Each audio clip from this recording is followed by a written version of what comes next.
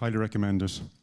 Now, I've already had the privilege of seeing this presentation over in Glastonbury this year, and let me tell you, you're in for an absolute treat, because he speaks about, which is, for me, the most important subject here in Ireland, freedom of speech. So give a warm welcome, please, to Andy Thomas. Thank you.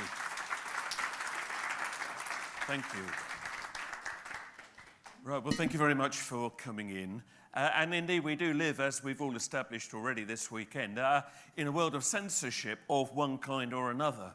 But I don't think that everybody's quite latched on to just how big it is and just how serious it is. And what I'm going to do really this afternoon is to try to strike a note of realism. I'm absolutely a positive thinker, and I absolutely think we must persist with all the things that we're trying to do by gathering in places like this. But we'll go further if we're realistic about what we're dealing with. And I really do want to look in the eye here, something that has cranked up enormously, even in the last 6 months. This summer was a turning point where freedom of speech, which, as Trevor says, is such a serious issue, has basically been dissolved. We do not have freedom of speech. Let's be real, we don't. We have a mock freedom of speech that suits certain factions. And that's serious, because indeed the very phrase free speech is becoming associated now with something negative. That must mean hate speech or somebody horrible over there. The very fact that they've managed to taint the phrase free speech in itself tells you what is going on. So I want to look today at the mechanics of how this is happening, how they are taking free speech away, and see how we can take an approach that will actually stand more chance of being successful for what we're trying to do. And what we're trying to do in a place like this is gather knowledge and hopefully to keep alive certain debates that very definitely do need to be kept alive. So that's what we're going to do. And then you've got to put up with me again later. We'll have a tea break. And then I'm going to look at another side, which in a way relates to this, where we look at the paranormal. And we see how that's been disregarded and misrepresented, and that in fact the paranormal is a very much part of our everyday world. So that will be after tea. So some of you, if you are aficionados of cult TV, you may recognize this image. Back in 1967 there was a TV series called The Prisoner, and if you've never seen it, I truly recommend it. The logo was the penny farthing, which is a kind of a wry comment on progress or lack of. So if you've never seen The Prisoner, I mean, go and find it, because it was so prescient. And you watch it today, and it is just so unfortunately true today. And he got it right, 50 years ago. So if you're not aware of what The Prisoner's about, a secret agent resigns one day from his job, and he is abducted, and he's taken to this mysterious village.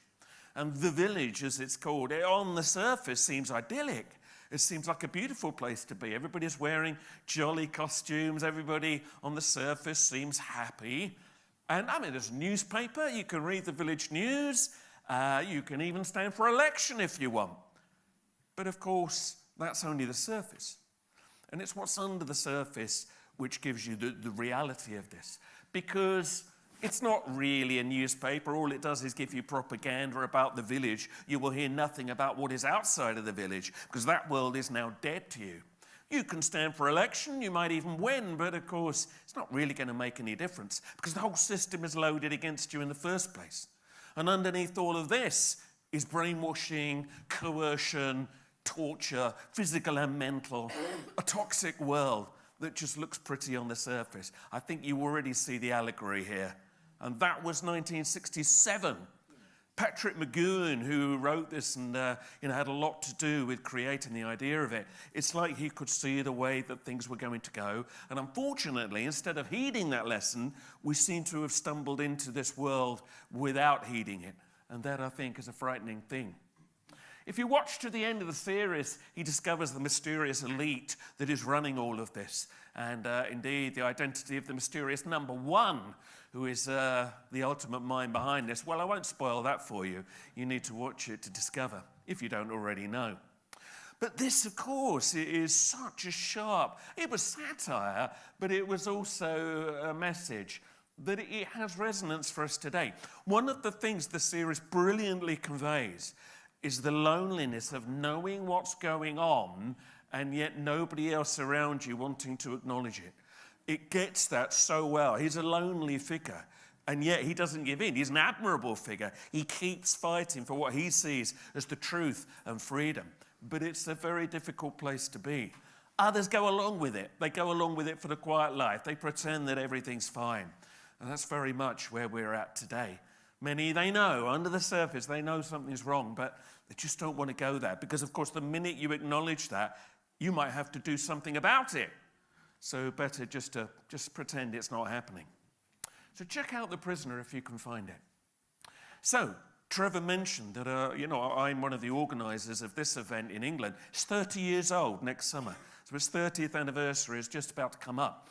So the Glastonbury Symposium, or Truth, Mysteries and New Frontiers, as we subtitle it today, it is an event that's been through many shifts, many changes.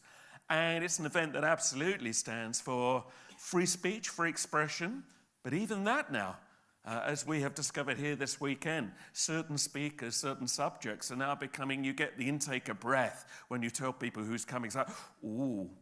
And even people in the alternative world are finding there are suddenly taboos coming in.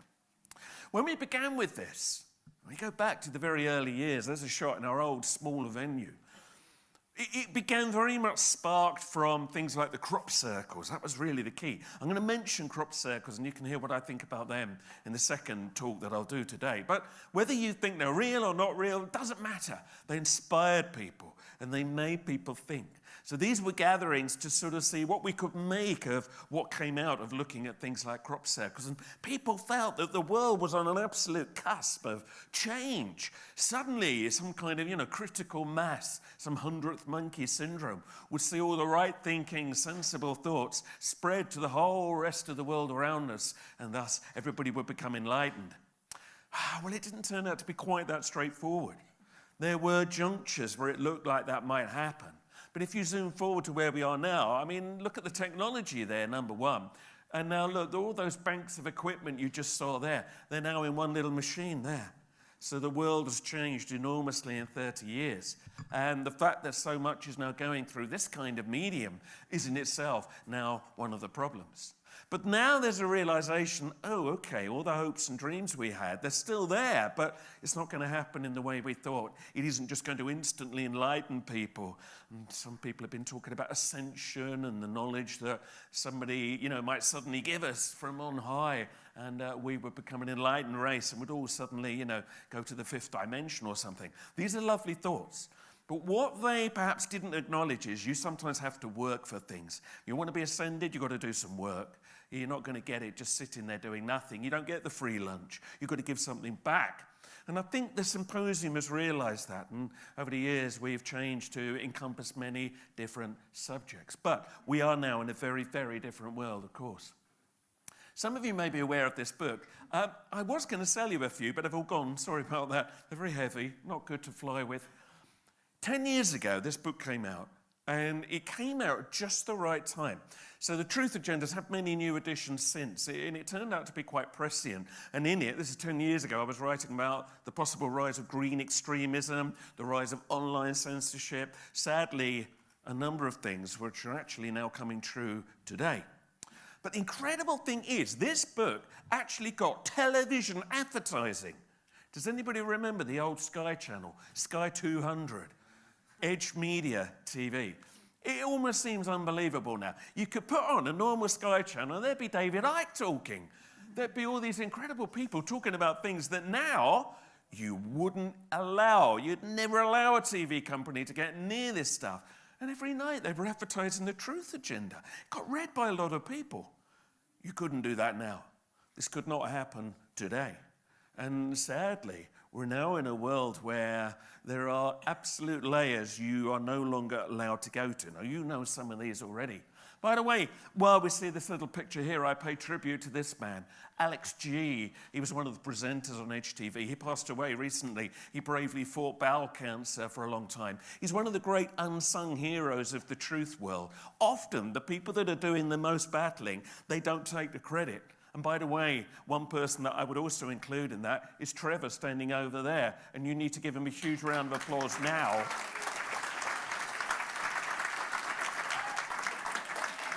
It is. It's because of people like this, right, that this stuff, this knowledge is still alive. They facilitate things, okay? And the facilitators are just as valuable as the people like me that come and gabble on. So we need to recall this. But there's a change. We're now in a different world.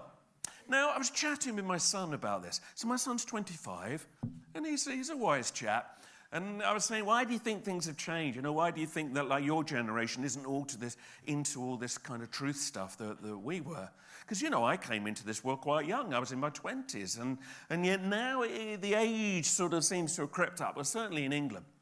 So he thought about this, and he said, yeah, but if you look at our world. He says that we've been brought up with, you know, smartphones and whatnot. He said, it's a very logical world. You press that, it does this. You swipe left, you swipe right. You know, it's very clear. It's a logical system. And of course, the whole digital world runs on a system of ones and zeros, which I may have mentioned before. But that, of course, is quite interesting. This is what is at the core of our world today, of our culture, a one or a zero. That's how the digital world works. It's binary.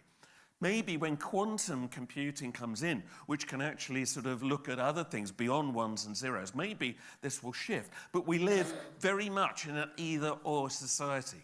So he said the problem is what you're trying to do is get people to look at the spaces in between, which, of course, you know, people like us, we are. In other words, the things that you don't normally hear about. And sometimes it isn't quite either or. There are kind of semi-truths that you need to explore and discuss.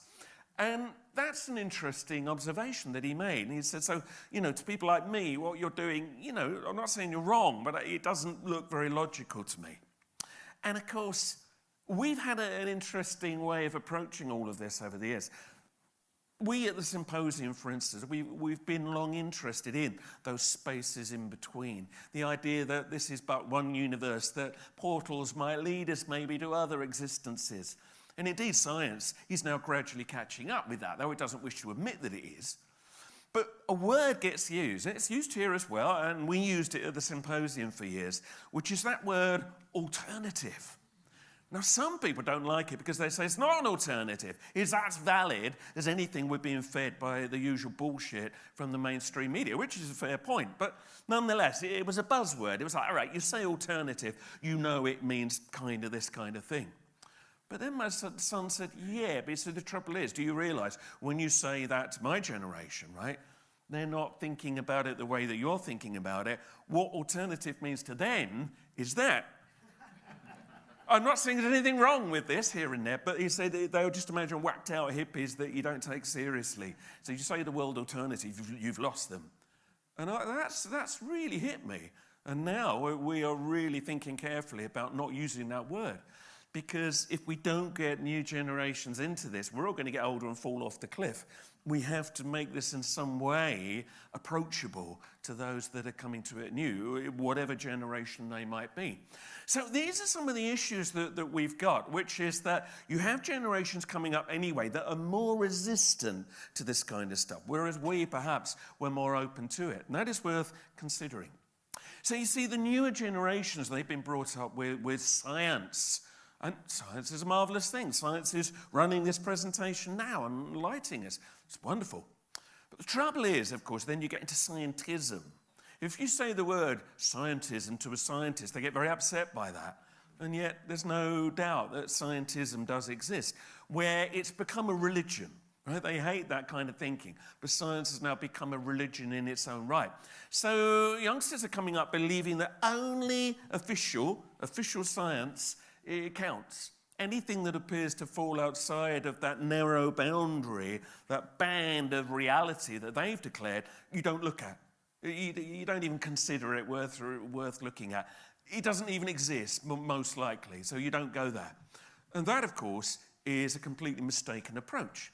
And I'll see in the second talk how, I'm going to say a little bit more about that, how actually the lines are much more blurred than it might look. But again, it's either or. So the kind of stuff that we would talk about, if they don't see an official scientific paper proving it, they're not going to listen. So that's been a very clever conditioning. And yes, the generations coming through now, as Helen acknowledged earlier on, they're more conformist. And that is how it is at the moment, but perhaps not forever. So what's happening is, right, the likes of us, and I'll keep saying us, the very fact you're here, you're us, or you'd be out there somewhere, all right? We are now not just regarded as, perhaps we were for a while, as funny little eccentrics with slightly odd ideas. No, actually now we're being specifically ostracized. And worse than just being seen as an eccentric distraction, we are actually being seen as a danger. And you will read this, like we're reading today about astrology, for instance. It is rising up again. People are coming back to astrology because there are so few certainties in the world around us. But that inflames scientists who are absolutely convinced that astrology is an outrageous madness. So the way to deal with that now is not just to say, oh, well, all right, have your own funny ideas. No, what they're doing now is absolutely ostracizing us, making us seem like dangerous people that actually could corrupt and destroy society if we were allowed to run rife with all our alternative ideas. So this is something that's now falling into place. There's a program here to basically take people away from alternative information. So we do indeed live in a world of Tina. Now, have you met Tina, by the way? No? Let me introduce you to Tina then. Tina is the world that we live in today where there is no alternative. That's what we're being led to believe now. We've been bred into a belief system where you don't look over there or over there because there's nothing there to see. What we give you here, that's reality. There's no alternative. And that is something that is growing absolutely by the day. So the internet came along and it changed everything. And I think some of us forget how much has changed. I mean, remember, we're still living in times where we've got people alive today, including me, who can remember horse and carts going through the street, the rag and bone man, right? That was within living memory now, but the generations coming up that have lived in only the digital world, that seems to them like thousands of years ago. The rag and bone man, the horse and the cart, that was normality for probably thousands of years. That basically hadn't changed. Suddenly, everything changed. The digital revolution has taken us into a world that we are A, not really prepared for, B, we don't really understand, and C, is changing the nature of what it is to be human. And the very fact that you just take it for granted now, you just say, oh, that thing, yeah, what happened there? Oh, I'll look it up. And you can find out within a matter of seconds, well, the truth, mostly, of these things. This is an extraordinary thing. We've already taken this for granted, right? If you grew up not knowing what it was like before that, or you might have to go to a library and take weeks to find something out, you almost can't believe that that was ever the way the world was, but it was within living memory.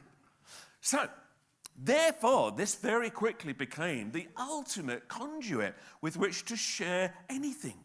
And we did. And the alternative world, better find a new word for that, hadn't I? It used it very successfully. And somebody acknowledged in an earlier talk today, it enabled the spread of information to go far and wide that you would not have got through the narrow conduits of the mainstream media, which has long been against anything that seems to threaten the status quo. So now, right, it's almost like, right, they realized, the mysterious they, that the genie got out of the bottle. Because it did, because suddenly conversations could be had about anything and everything, and it was very hard to stop it for a while. And the powers that be have been desperately trying to find a way to reverse this. And it took them a while, but you know what? Finally, they've done it. They learned to put the genie back into the bottle. They did it. And they've done it through a fantastic program of censorship, which is kicking into its fullest right now. The censorship of the internet is something which a lot of people have worried about for a while, but have said, oh, they won't do it, they won't censor the internet, people power will stand against it. Well, sorry, they have. They have censored it, and it kicked in. I started big time about 18 months ago, and then a year ago, and this summer, the draconian changes and controls to how the internet is run and how platforms can share information has changed everything. And they're trying to take us back. The fake news invasion did it. The fake news scandal was brilliant. Oh, what a work of genius. I'm not saying there's no real fake news. Yes, there is some fake news. People do it for money or for clickbait. Of course they do. But, you can pretty soon suss it out if you've got half an ounce of brain. But now, of course, what's happening is anything that the powers that be don't like or don't want anybody to see, all they have to do is now brand it fake news, And they can take it away and say, well, that's misinformation.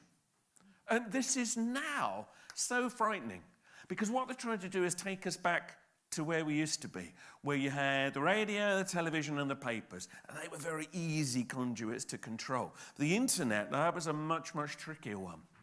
But now, most people, the majority, will get their information from the online world, where you only have to control that one tap, that one conduit, and of course then all you've got to do is turn that one tap off. Brilliant!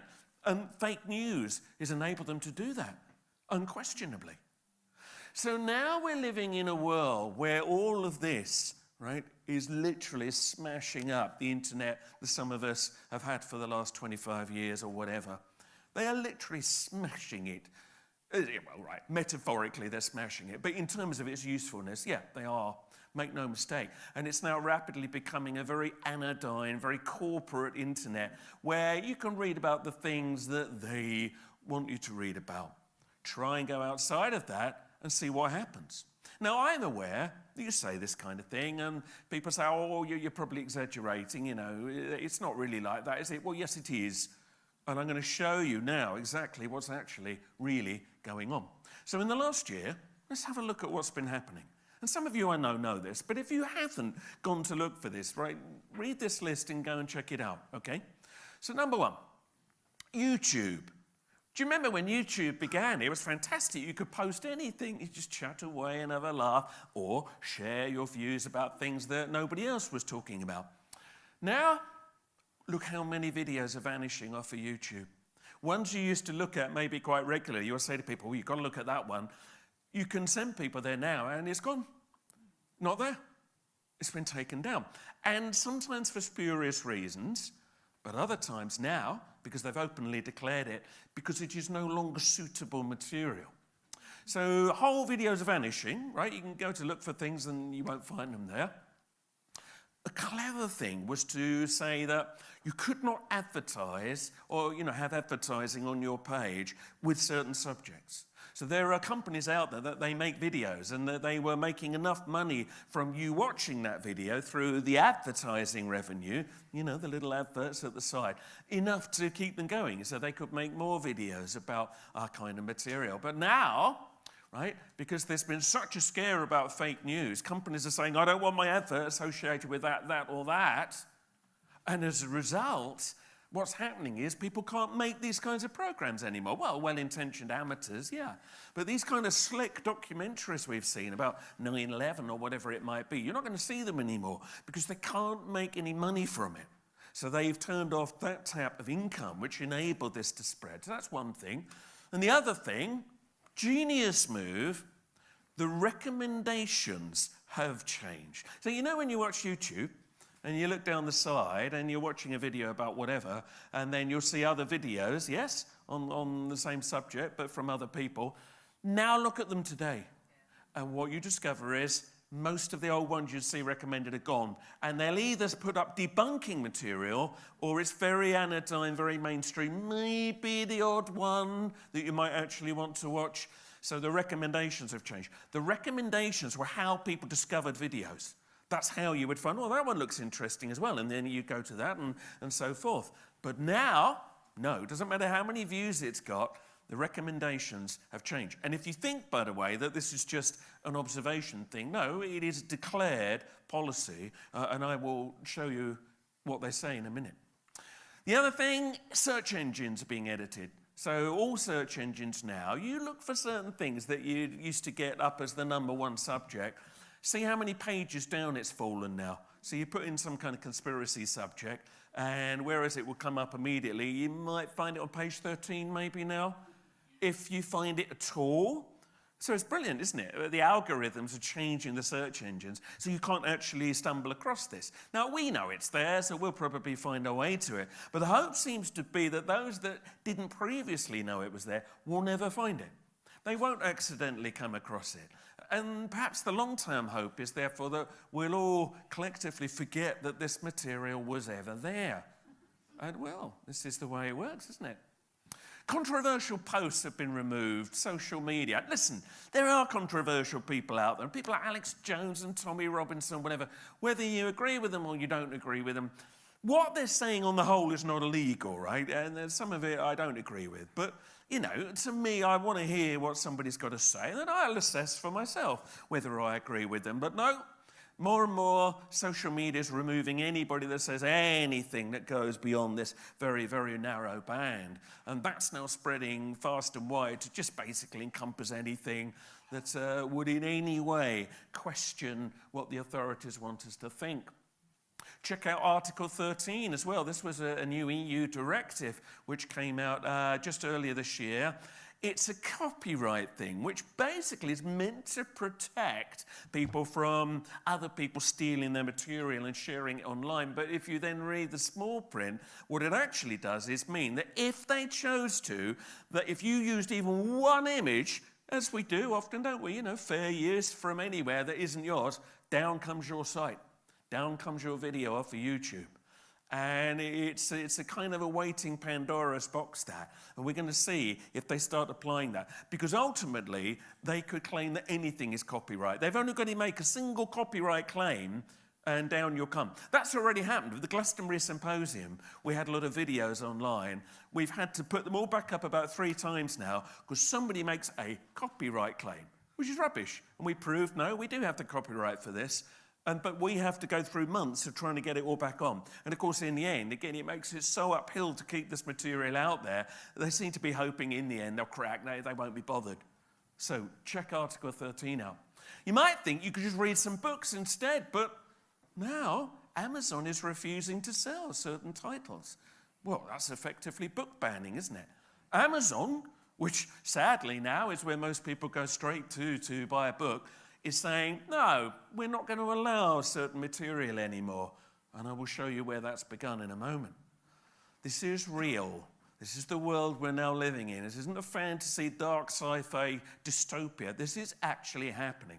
And if you don't believe it, let's have a look. So this was the announcement this year from YouTube in the summer. It was officially announced. They're not trying to hide it. They're being honest about it. YouTube vows to recommend fewer conspiracy theory videos. Site's move comes amid continuing pressure over its role as a platform for misinformation and extremism. Trouble is, the definitions of misinformation and extremism are worryingly woolly. And there is their brilliant way into all of this. Vimeo, the same. So Vimeo is a platform you could put out long films and that. This summer they basically said all conspiracy material must go. They didn't call it conspiracy material. What they said was, we don't allow people to use our platform to spread hateful ideologies. Like questioning 9/11. That's now a hateful ideology. That all had to come off. Because obviously you're being hateful if you question the government over 9/11. Do you see how this works? So easy, so simple. Let's go further. So YouTube did then explain a little bit more. So I'll read you some bits of this. The company, i.e. YouTube, right, did not provide a clear definition, would you believe, of what it considers to be harmful misinformation, but said that some examples were videos promoting a phony miracle cure for a serious illness. Well, that's subjective, isn't it? You lot over there can all forget it now, right? Claiming the earth is flat, we've got to get that one in. Or making blatantly false claims about historic events like 9/11.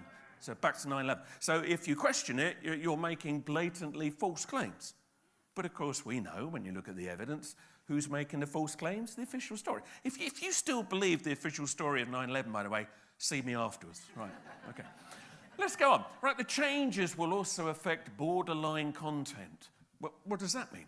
Or videos that come close, not actually violating it, come close to violating the company's rules for content without technically crossing the line. Well, how woolly is that? So actually, there's the line. You could be back there and they could take you down, right? You haven't crossed the line, but they can just say, yeah, we don't like that, we'll get rid of that one as well. A YouTube spokesperson did not provide additional details on what it would consider borderline content. Well, no, they wouldn't, would they? Because that then would crumble the idea. And said that the company, get this, did not have statistics on the extent to which users discover videos through the recommendation feature. What a bloody lie. They know exactly where people are looking at things and where. To say they don't have the statistics, I'm sorry, that is an absolute outrage. But there we are. This is what we're dealing with. Let's go further. Now, finally, it began to be noticed, because we, right, in this kind of world have been very slow on the uptake. We should have acted on this 2 years ago, right? But finally, we're realizing that, okay, hang on a minute, the window of allowable speech is collapsing, and the dark age of internet censorship has arrived. Well, it has, yes. So at least finally, we're beginning to realize the truth. It's a bit sad that we didn't realize it 10 years ago, although I was saying the Truth Agenda, sadly, it looked pretty clear that was going to happen. Anyway, here we are. Now, some have said, oh, yeah, but it's not working, is it? Now, this was on, I think, Huffington Post. Anyway, this was on a mainstream website, saying YouTube's plan to rein in conspiracy theories is failing. So what they said was, by taking all of this down off of these mainstream platforms, right, what it's actually doing is making the people that believe in this kind of stuff, would you believe it even more. Well, that was bound to happen, wasn't it? And probably rightly so. So they were saying it's not getting rid of the conspiracy theories, but therefore, here's the problem. You therefore, if you want to blink this out of society, you have to go a stage further.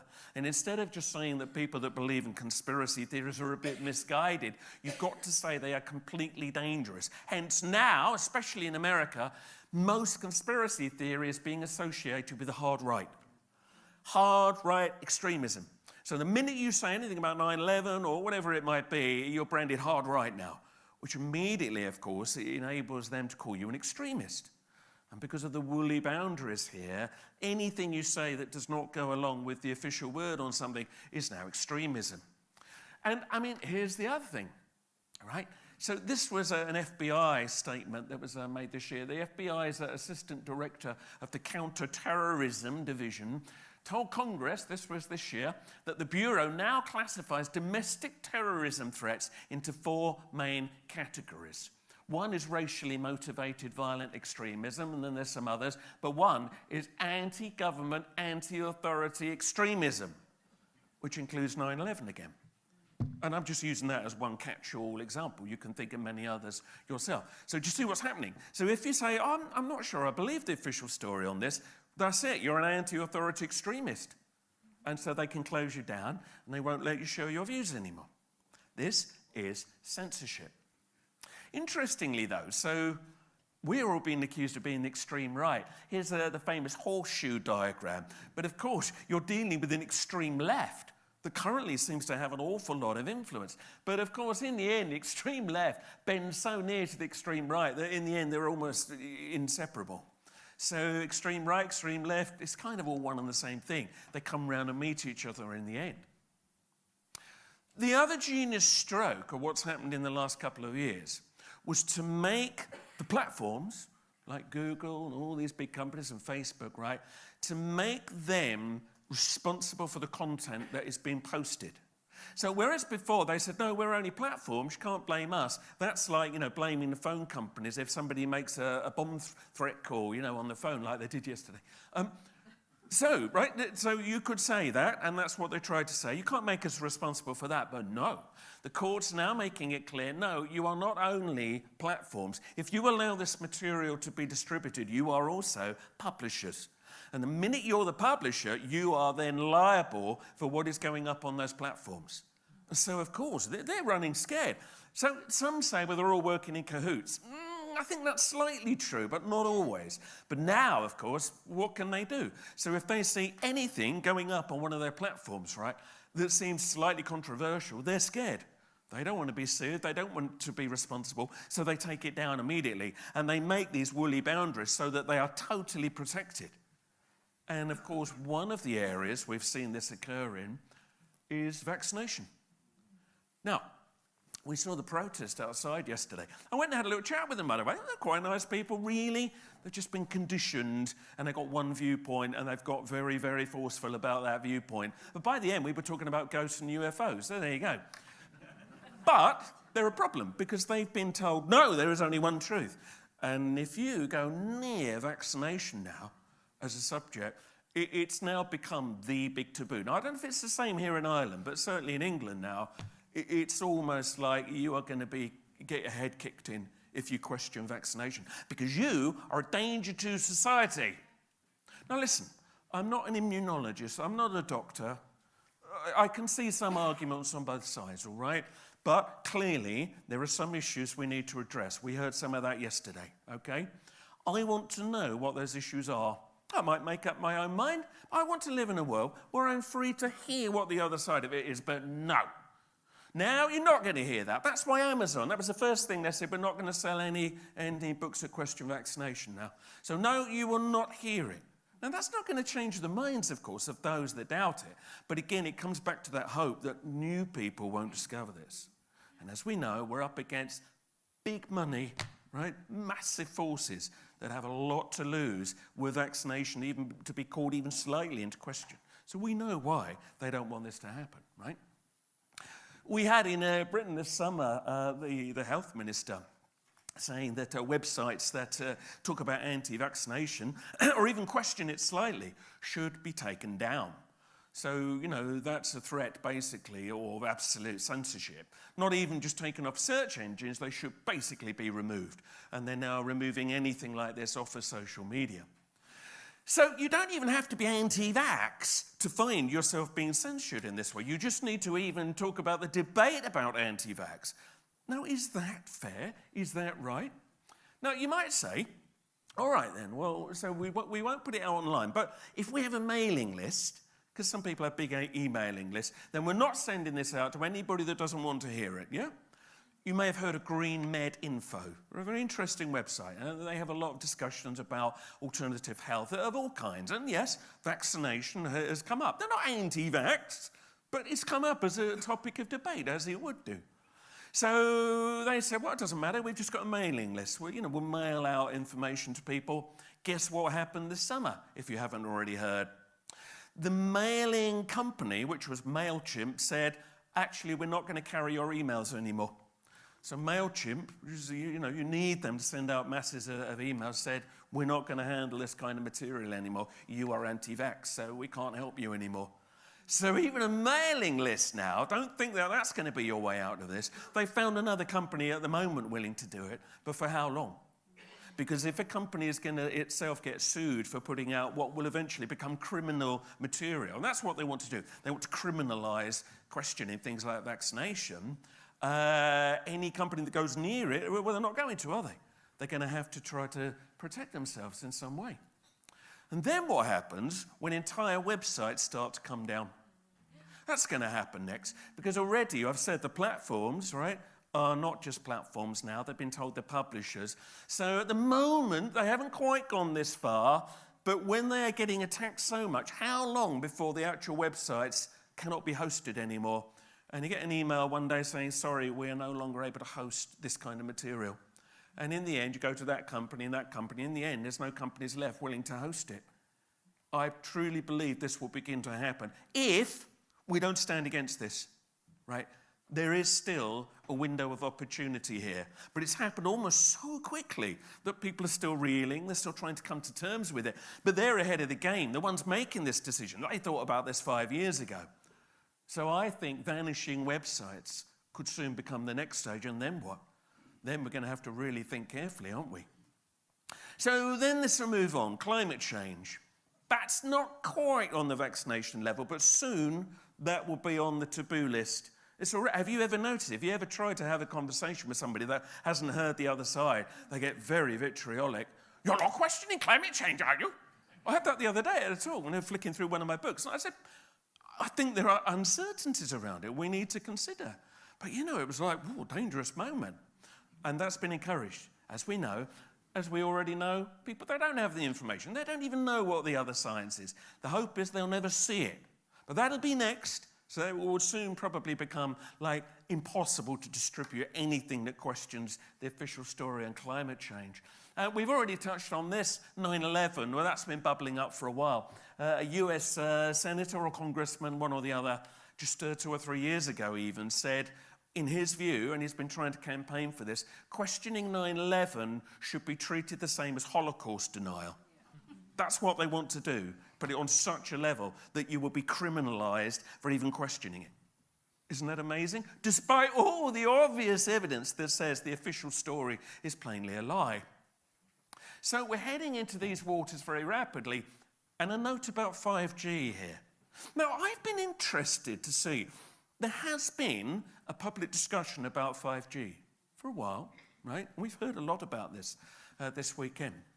So there have been websites and people sharing information, but I was wondering how long this was going to last. The good news is, at the moment, you can win. It is worth campaigning. Look, Glastonbury Council has said it won't have 5G. Brighton and Hove City Council said it's not having 5G at the moment because of public pressure.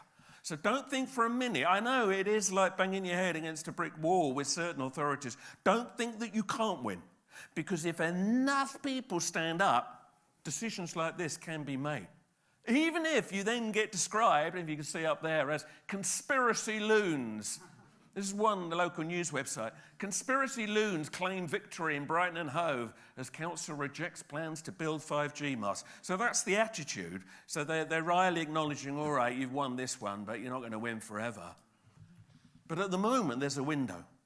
But I wondered, even at the beginning of this year, how long is this going to go on? And sure enough, in the last few months, YouTube is starting to take down anti-5G videos. Here we go. So that's the next thing on the list. And America especially. Oh, sorry, we leapt to the moon landers there, but it's all right. For reasons I will tell you in a minute. So now, right, 5G soon, yeah, it'll be another one off the list. Yeah, so this is one that's very topical. I spoke about this last year. I'm not going to rake through this. If you believe it went to the moon, fine. But the evidence is questionable in a number of areas, all right? Especially the visual record. It is, end of. But we had the big Apollo 50th anniversary this year, didn't we? And didn't you find it interesting how often they had to mention the conspiracy theory, if only to try and put it down? Now, I think it had the opposite effect, because a few people said to me, oh, I've never heard that before. Do people question it? So it's brilliant. So it actually opened the door. My guess is when they get around to the next big anniversary, they won't mention it. They will have learnt the lesson. However, here's the thing. There were some vitriolic attacks this summer on those people that still question the moon landings. I mean, really vitriolic. Not addressing any of the evidence, of course. Not looking at the real arguments, just going for the straw man arguments. But here's the thing. I went to look for a video this summer. We got old Marcus Allen, who's one of the greats who questions all of this, just to check out a point, and it had gone. And apparently, moon landing videos that question it are now also branded sensitive material. Isn't that amazing? So YouTube says you can't even have an opinion on this anymore. So where does that list end? We're going further and further down the rabbit hole, aren't we? Maybe we might be allowed to talk about fluffy bunnies by the end, maybe. So this is where we're all heading. What this is all doing is declaring orthodoxy. So on this subject, that subject, and all these ones we're talking about, and others, I'm just rushing through today, we are now being told, this is the orthodoxy. You go with the orthodoxy. There is no alternative. Tina rules. And the trouble is, of course, when you declare an orthodoxy, what are you also doing at the same time? You are declaring a heresy. You start to create orthodoxy, you create heretics. I'm not suggesting they're going to burn us just yet, right? But metaphorically, that's what they're trying to do. They're trying to destroy information. They're trying to take it away from everyday folk. The heretic is alive and well. And if that's what we have to be, then so be it. We'll be heretics, okay? But the danger is that this gets so big that you can't even get word out of the little bubble that we're going to become trapped in. If you've never read Brave New World, I recommend it. It's not the best written book in the world, but it envisages a future where, everybody's genetically controlled. It's a very controlled, very sort of polite society where very sort of cleverly people have been trained themselves not to want to hear about certain things. Like history is the taboo. Nobody wants to read the history books because that was all dark ages, that was all horrible times. Now we're in a brave new world and everything's marvelous. So people themselves, they are resistant to hearing about what went before. But of course then they don't see the material, the questions, the validity of the world that they've fallen into. Well, that famously, of course, has something in common with Orwell's vision. If you've never read 1984, why not? It is so relevant to these times. And in the world of 1984, Paul Winston Smith, his job is to burn the news. Okay, this is pre-digital. Newspapers burned, into the furnace they go. You burn history. The past no longer exists. For who controls the past controls the future. That's what they're doing now. They're not burning it, but they're erasing it and taking it off of the internet in the hope the generations in the future will, if they even hear about it, won't want to hear it. It will seem scary to them. Because don't forget, we're the danger to society. We're not eccentrics anymore. Right? We are trying to usurp all these nice, quiet lives we could all be living, like in the village. So we are being ostracized for that. And of course, when you lose your history, you lose all sense of where you are. You don't have a comparison. The information that we've all got used to sharing online in the last 25 years will simply just no longer be there. So then what? And future generations may never discover it. So the other thing about Orwell's nightmare is, of course, the language is manipulated. Newspeak. So what they've done is, in the future, it's our past now, but you know what I mean. In the Orwell's future, he imagines a world where you are not allowed to use certain phrases. The language is denigrated, it is simplified, so that actually it gets hard to express a complex idea. And as one of the characters in the book says, don't you see that the whole aim of Newspeak is to narrow the range of thought? In the end, we shall make thought crime literally impossible, because there will be no words in which to express it. Now, maybe that seems extreme, except it's happening. And we talk about dumbing down, don't we? And we can kind of see that happening all around you, and language seems to get more basic, but it's happening in a very real way. Some of you may have heard of this. So Microsoft Word, which I would say the majority of people will use that as their default word processing system today, has brought out a new AI system to make your writing more politically correct. Just in case you express the wrong idea, you understand. Well, it's all right, it'll help you out now. So this is real, right? Now, okay, at the moment, you can untick the box so it won't work. But how long before actually there isn't a tick box and you just have to live with it? So here's an example. So let's say you're writing a book about old times and you want to talk about a policeman, the Bobby riding down the street. And he's a man and he's a policeman. No. One of the things that this new tool will do, if you type that in, it will go, oh, you didn't mean that, did you? What you meant was police officer. Gender neutral, you see. Now, you might think, some might think, well, that's a very good idea, but that's the beginning of basically saying you are not allowed to even write certain things.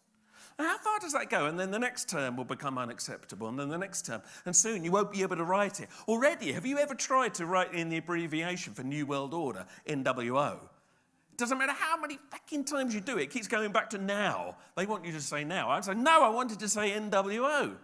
Eventually, you get there. So, right, just to go forward, probably only a few years in the future, you think, right, I've had enough of this. I'm going to write this article.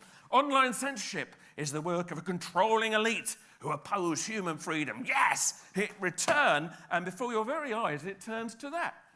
Wise guidance is always offered by kind authorities who want what's best for us. That's the world we're heading into. We're actually heading for this world, where you won't even be able to express dissent. Now, I know some of you will think I'm going too far here. I don't think I am. This is apt. Unless we stop it, at the moment, on the current trajectory, this is where we're heading. And sadly, a lot of people think it's brilliant, because some have been brought up to believe it's brilliant, and that's a kinder world, a nicer world. The trouble is, it's not a real world. And it means certain things don't get expressed, and they'll come out as real extremism sooner or later if you just shove it under the carpet. And remember this also, many of the programs that we use now, you don't really own them. Do you remember in the old days, you'd own a CD or a floppy disk, and you'd load up the program, and if it crashed, you could load it up again. But now it's in the cloud mostly, isn't it? Well, it will be soon anyway. So stuff's in the cloud, which is this sort of like world of data controlled by the authorities, would you believe? And you just have to hope they'll keep being nice to you and allow you to use it. But I can foresee a time where one day they keep a track of what you're doing, which they already do. Do you use Alexa, anybody? Well, they know everything about you if you do. And they'll go, hang on, we don't like what this guy keeps writing. We don't want him to write that. And then you get the email one day saying, sorry, you are no longer able to use our platform, and it won't work. And you can't reload it because you haven't got a disk. And if we get to that stage, you might want to invest in one of these, possibly. I kid you not. Because we are totally at their mercy. That's the problem. The electronic world is a marvelous thing, but it has given such control to those that can now filter everything we're saying and doing. So the other way they're trying to control this is to put up news filters. Now, at the moment, it only works in telling you whether or not a news source is reliable. Snopes was, of course, an earlier version of that, which is, of course, a horrendous thing. But this is the new one, Microsoft NewsGuard. So if you want to know before you look at something whether the source is reliable, you'll filter it through NewsGuard. So for instance, you go onto the Daily Mail website and NewsGuard will tell you, proceed with caution. This website generally fails to maintain basic standards of accuracy and accountability. She probably doesn't, or does. But, okay, you might think, therefore, wow, God, the people filtering this must really know what things are about. They must be really wise souls that have all our interests at heart. Because otherwise you wouldn't give that kind of responsibility to them, would you? You wouldn't, would you? Right, well, would you like to meet the advisory board of NewsGuard? And of course, one day you won't even be able to get into certain websites if they don't like it. Meet the advisory board. So we've got Tom Ridge, who was first Secretary of Homeland Security under George W. Bush. Richard Stengel, okay, former editor of Time magazine, but also under Secretary of State for Public Diplomacy under Obama. Michael Hayden, former director of the CIA. Well, they'd never do anything wrong, would they? They're nice people, and so on. A speechwriter for Condoleezza Rice, and so forth. Somebody that worked for the Clinton administration. These are now the filters of our truth, and they know better than we do what's real. We're stumbling into this world, and if we don't stand up against people like this, they will control all knowledge. It's the sad truth. Now, what I find incredible, though, is like when the Chinese do this, we're all very critical of them, aren't we? Oh, look at China. Oh, this closed world of surveillance and control. There's not much they're doing now that isn't going to arrive here in due course.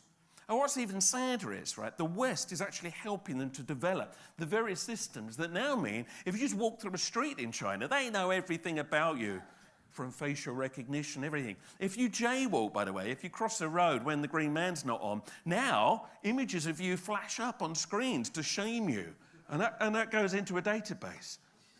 This is the way the world's going. Now, President Trump got into trouble when he said he didn't want American companies dealing with Huawei. But he might have had a point. Because Huawei, of course, he's linked in with the whole Chinese system. And you can't be sure, can you, that this isn't going to be used against you. But what wasn't said, very disingenuously, was, yeah, but look at the other companies that are helping China to develop these surveillance systems, like Google. Google China has created search engines now which filter out stuff. They're part of the censorship regime. They're helping them with this technology. Do we honestly think that this will not be turned against us sooner or later? Do we honestly think that? Because good old Google, they wouldn't do it to us, would they? Well, I think they would. I mean, in Orwell's world, another way you get sort of control is the young. The young are conditioned and brainwashed, and they control the older people, okay? We're going into that now. I mean, we've got the whole thing about no platforming. Well, we have it in England anyway. So students' unions especially, who, by the way, now are not allowed to clap in some place. You have to wave your hands in case you upset somebody by the noise of clapping.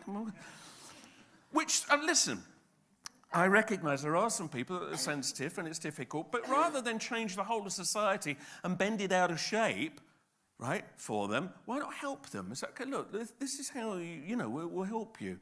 Come up to this level where it'll be acceptable. But no, we have to change everything around them, right? I feel sorry for people that can't accept clapping, but come on. This is a downward spiral to hell, basically. But anyway, so now, if a speaker comes along and they decide they're fascist, i.e. just something they don't agree with, right, they won't let them speak. They will either just not let the talk go ahead or they'll burst in with fire extinguishers and all of this and try and stop the speaker. Not illegal hate speech. We've already got laws against hate speech. That's already in place. Just stuff they don't like. That is self-policing. That is, again, censoring, editing society. And the problem we've got, and it comes back to this no clapping thing, free speech, right, and inclusion and sensitivity are not always truly compatible. Free speech can be uncomfortable. We know this. And this is one of the problems that we're now dealing with, where if you say, I want free speech, you're seen as saying, oh, so you want hate speech, do you?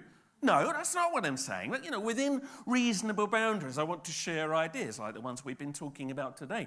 But others say, oh no, don't, or don't talk about that because, or you're upsetting me. And some people feel very threatened by what they might brand conspiracy ideas, right? And we're now being sort of portrayed like the big horrible shark. And everybody else will go, oh, don't tell us about this horrible stuff. Oh, no, you're making our lives horrible. Stop. And it's true. And what's happening is we are being seen again as dangers to society. We're fucking up society, right? By daring to have these challenging ideas more and more. So this is the problem. And those that truly believe we are bad people who want a horrible world, which of course we all think the opposite, right? That's how they see us. They don't see the reality, right? They're never going to hear this information. They're never going to talk to the likes of us because they won't hear it out even. Brave new world again. I've always wondered, though, it's a funny thing, isn't it? Why is it? Because when you chat with most people, even people outside of our realms, right, you often find actually most people are in agreement about certain things. And certain like new ideas coming in, everybody's rolling their eyes going, for God's sake. And yet, society gets carried by the little fish.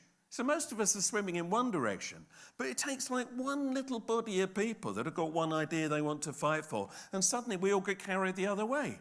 Is that because they influence the media more? Is that part of the agenda? But have you noticed that? You talk to normal people and they're pretty much on message, but no, you're not allowed to say that because the little fish say you can't. This is going to seem like a ridiculously trivial example, but I'm going to give it to you anyway, right? Some of you may follow Doctor Who. Now, Doctor Who is now a lady. And this is the times that we live in. She's all right. She's okay. Not really a force of nature, but it's all right, you know. But that's not the point that I want to make. Okay, so this season of Doctor Who was broadcast, and there she was, and it's worth looking at what the critics thought about it. So Rotten Tomatoes is very good. It aggregates kind of critics' scores, and you get an idea what people like. And so here you can see, right, wow, Doctor Who, season 11, we've got 93%. That's a very good score on Rotten Tomatoes. So, carried by Jodie Whittaker's boundless energy and charm, Doctor Who's latest regeneration manages to feel fresh well into the show's 55-year tenure. And you think, wow, I must see that. But then you click on the audience score. Now, that has no relation to the critics' score. And you think, oh, I just wonder what the audience think. And they give it 22%. It's one of the lowest scores ever on Rotten Tomatoes for a TV series. Because what they say is actually you've ruined it. The scripts are weak. It's all full of messages, woke messages, above plot. Nothing wrong with messages. But, you know, do you need to be told racism's bad every other episode? And stuff like this. Like, I get it, but entertain me. I just want a horrible monster I can hate. But no, all the monsters now got to have justification for why they're evil. It's like, oh, look, please just blow them up. Anyway, but the point is, right, so everybody goes around and says, oh, it got brilliant reviews. No, it didn't, only by 37 critics. 6,509 audience people hated it, thought it was rubbish. But again, we're carried the other way. That's not the impression you get. No, it's a silly example, but it does say something about our times. I give talks sometimes to younger groups. There's a great network in England, and they kind of in university towns and that. And I've been doing the conspiracies talk. And they're great. They've been showing up in droves. If people say young people can't be open to this, wrong. I've proved that is not true. They are open to it, and they will turn out for it. So that's really brilliant. But then the network said, oh, well, look, how about you do, you know, we hear you're doing talks about censorship. I think that'd be really important for them to hear. Would you like to do a tour doing that? And I went, yeah, great. Guess what? Nobody wanted to come. We had to cancel the tour because the numbers were so low. Right, packed it out, but no. And it's almost like, yeah, they're happy to hear about the conspiracies, but not the point why, which is really why I talk about them, which is how conspiracies are used to control us. And then when you start to talk about what's really going on, it's like, whoa, no, I don't want to go there, thanks. Again, it's the shark and the little fish in the pond.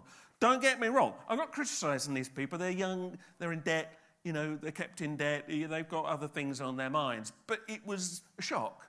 I thought there'd be a bit more interest. But I found that when you start to talk to people about what I'm talking to you about now, it's like, oh, I don't want to hear that. And the problem is, no, we don't really want to hear it, but if we don't hear it, nothing's going to change. Well, hey, it will change, it'll get worse. Young people will respond. They can act, they will take to the streets, as we've seen with Extinction Rebellion. So it's not like they can't be motivated, but of course, there's a lot of fears around what is really motivating this. Listen, I got some close, dear friends who are part of this. They're lovely people, and I believe that they're right about a number of things. Obviously, we want to look after the world. We've heard the climate debate earlier on today. We know there are other issues that need to be heard about, right? We've covered that. However, it is an interesting one, isn't it? It's so open to manipulation, right?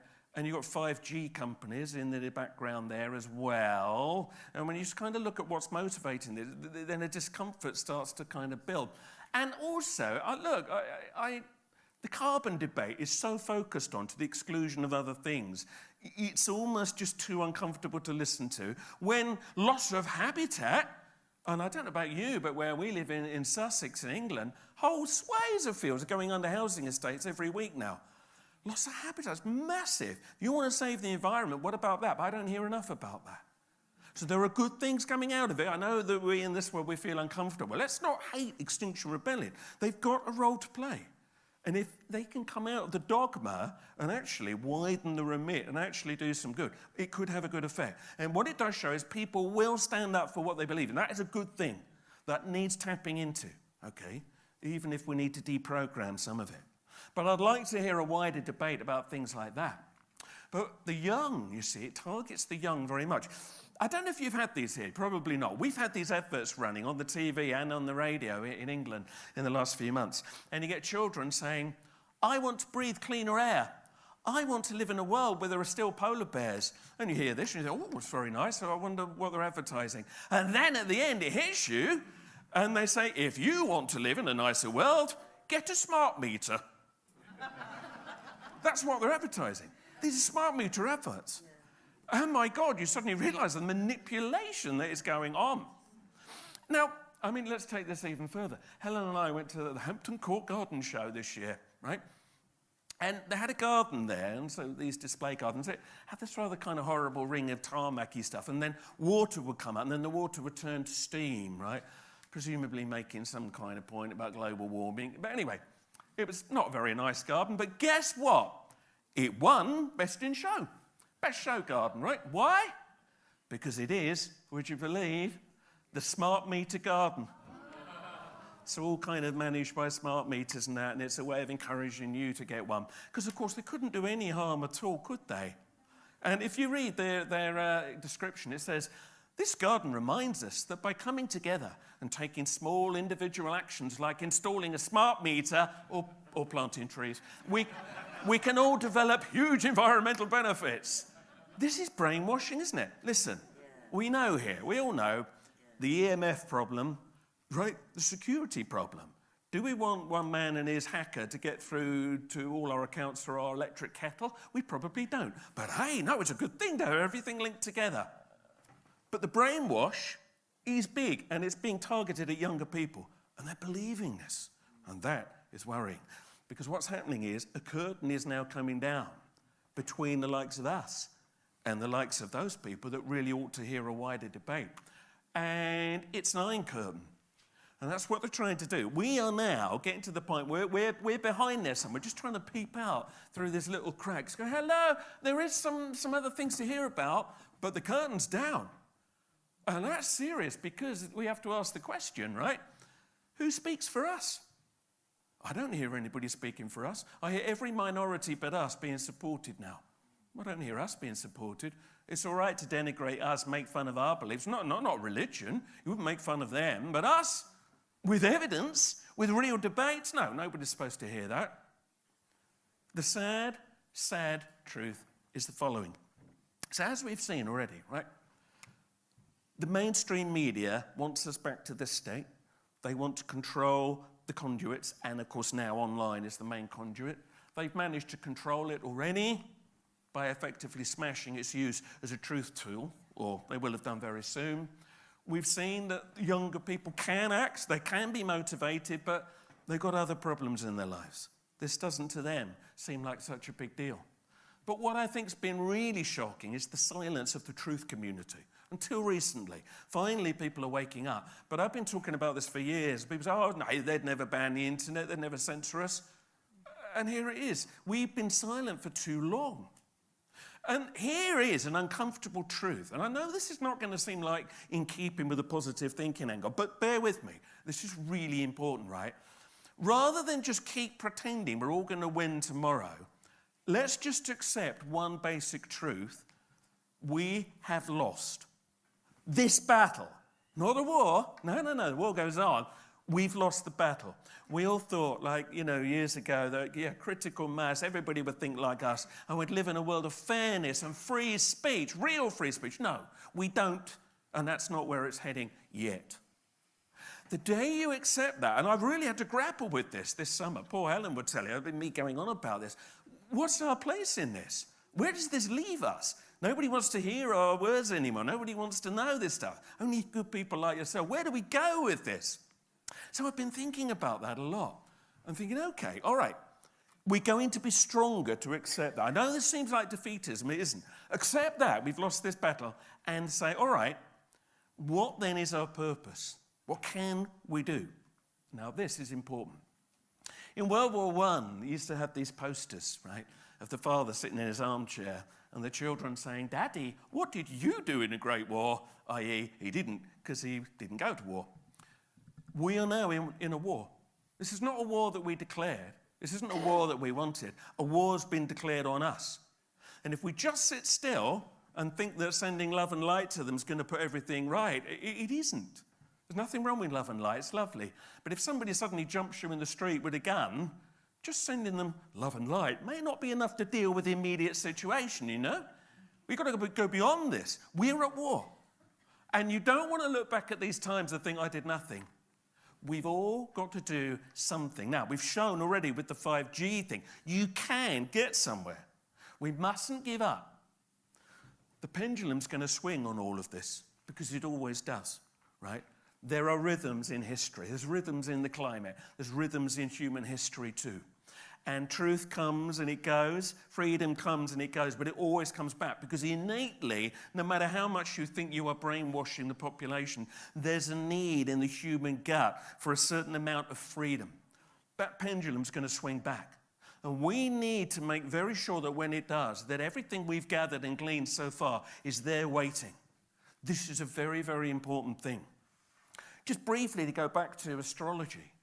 Helen mentioned earlier on, right?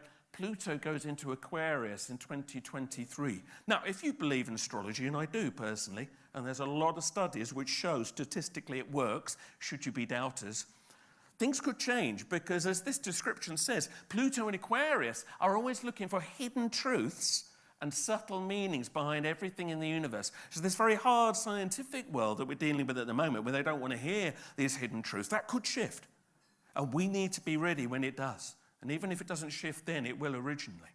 In the Dark Ages, right, the monks kept the knowledge, right? When people were kicking hell out of each other out there in the fields and whatnot, there was always a group of intellectuals that just quietly stayed out of that and preserved the knowledge. They wrote it down because they knew its time would come. And that perhaps needs to be the role that we move into now. Everything we've learned, whether it be about 9/11, climate change, vaccination, whatever, those debates must be kept alive, because when that pendulum swings back, all that knowledge could reactivate. Now, if we let it crumble away and we just say, well, we're in despair now, no point, keep doing this, it won't be there. We've got to 100% ensure that it is. Making preserves. Why do we make preserves? To keep something for the future, to keep it safe, and so that it will come out and you can eat it and you can enjoy it all over again, and it will still be there in years to come. That's why we make preserves. But we have to treat knowledge as a preserve as well. The printing press changed the world, right? Seems incredible now, right? Forget the online world. In the old days, if there was a revolution, the first thing that you'd do to quell a revolution is go and shut down the printing presses, because they were the ones distributing all this dodgy information that was standing up against the powers that be. It may be we have to go back to print for a little while. If the online world is no longer a useful tool to us, print's still there. There are some people going that way. It's a great little zine, The Information, great little conspiracy zine. It's like going back saying, all right, we don't trust the internet. They're going to probably take us off soon anyway. So they're distributing these. They're leaving them on underground trains, getting the word out. Some great little articles in there. And I sometimes write for this magazine, Nexus magazine. Nexus magazine has got material in there that I can't believe is still being sold in W.H. Smith. I think whoever governs this hasn't flicked through it recently, right? Support it, right? It's got all the stuff that you're going to find online, and okay, you might not get it quite so quickly, but there are print mediums that are preserving this knowledge. If you've never read Nexus before, check it out. I don't know if you can buy it here, but in England, you can just buy it in a shop. It's one of the last bastions of truth that you can just so easily pick up. But, of course, yeah, this got mentioned by Trevor earlier. Well, let's just go back now. What if we get into the world where, yes, even the print starts to get burned? The world of Fahrenheit 451, burning books.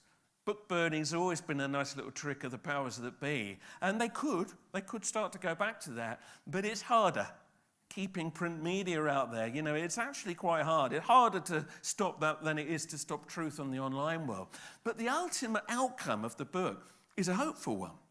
So the protagonist of the story winds up meeting these people that live in the woods, and they've discovered that the best way to preserve this knowledge for the future, when it will become permissible again, is they learn by rote books, famous novels. They learn them line by line, and they walk around reciting them. This is their life, day by day, until it's in there. So that even if the books are burned, they cannot destroy the knowledge. I don't think they're going to burn books to the degree that they do in this book. But there is nonetheless a lesson here. Everything we're learning now, keep it, hold it, keep it going. Don't just say, oh, well, we're not going to win right now because we've lost the battle, so we'll stop. That isn't what I'm saying. What I'm saying is let's adjust our modus operandi, because this will become important again. Let's keep talking, right? For God's sake, keep talking. Now, I know what it's like. You go back home and then there's people that don't think like us and they're saying, oh, I don't want to hear this mad stuff. But I have found if you just keep going enough and you stay reasonable and rational, in the end, people start to wonder, or then they hear somebody else talking about it and all the bits start to join up, and it's worth it. Right? Risk the dodgy Christmas dinner where you raise an important issue. Risk it. If you can't take a little bloody nosegay, you shouldn't be in this game, right? We've got to stand up and say, no, have you heard the other side of this? Maybe they'll open up. It's worth a go, isn't it? We saw the fist earlier, funnily enough. We have to fight. War's been declared on us, and if we just lie down, we'll get run over. We don't want to fight. This isn't a war we want, but we might have to. You've got to keep that energy alive, but try and do it positively if you can. Let's change this. So rather than living in a world of Tina, where there is no alternative, I propose a new acronym, where we say FFS, which means for free speech. And I don't mean the free speech that is, oh, you must mean hate speech. I mean real free speech. And then we can have a little slogan, can't we? We can say, FFS, FFS. If anybody wants to make that into a T-shirt, please do. I think we could win. We're at sunset at the moment, right? The sun's setting on all the kind of critical mass truths we thought everybody would now be sharing. But it's only the night. The sun will come up again. And when that sun comes up again, we've got to be ready. So we have to work our way through the night, right? Like Trojans, and be really, really diligent. Get the information. Keep doing what you're doing, right? Fight the battle. And the sun will come out, and eventually people will go, whoa, look at all this material over here. I never knew about that. It's lonely. The prisoner was lonely. It's worth watching. You get the lesson. You won't come out of it clicking your heels, but you will come out of it with your dignity intact and with your freedom of thought intact. There is a path forward for us here. I'm going to, in the next section, explore this from another angle. We're going to look at the paranormal, because that's something I've not covered here before. And we're going to look at why people believe in the paranormal and look at some of the things for which there is certainly a debate to be had that, again, is not being allowed. We're going to have a tea break now. There's a few of my books left at the back. I have a horrible feeling we've run out of Truth Agenda, sorry. They're very heavy to carry in an airport. I'd love not to take any of these books back. And by the way, a quick advert for this little book here. It's just come out around the world. It's My Little History of Christmas. Now, somebody at Speaker yesterday was kind of dissing Christmas. To me, that is not to look at real Christmas. Christmas is radical. Do you know how many regimes have tried to shut down Christmas? Oliver Cromwell, your favourite man, banned Christmas in England. Remember that in the 1600s, and people rioted to get it back. Why? Because Christmas embodies a spirit of radicalism, of freedom. Look at where it originates, from the winter solstice festivals, where you need to celebrate light in the darkness. Check it out. It goes into the esoteric origins of it, the astrological origins, and all the rest of the stuff. There's more to Christmas than meets the eye. And I've only got a handful of that, and I'd love not to take them back. So have a look. They're right at the back. So we're going to have a tea break, I think, now. Yes? And we'll come back afterwards. Yeah, tea break for 30 minutes. Thank you.